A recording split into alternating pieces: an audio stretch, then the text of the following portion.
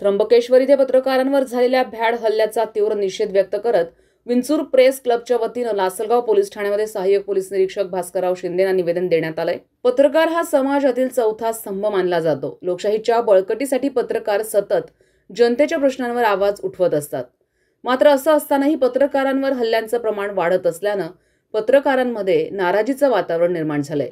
या पार्श्वभूमीवर विंचूर प्रेस क्लबच्या पदाधिकाऱ्यांनी एकत्र येत हल्लेखोरांविरोधात कठोर कारवाई करण्याची मागणी केली आहे।